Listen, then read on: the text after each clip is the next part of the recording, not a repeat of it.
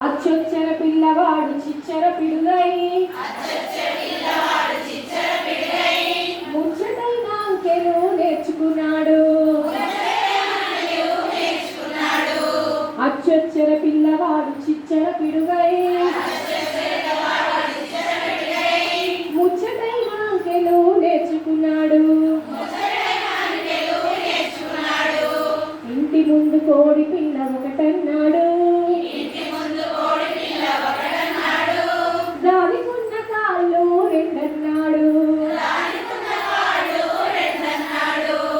అచ్చొచ్చర పిల్లవాడు చిచ్చర పిడుగై ముచ్చటైన అంకెలు నేర్చుకున్నాడు.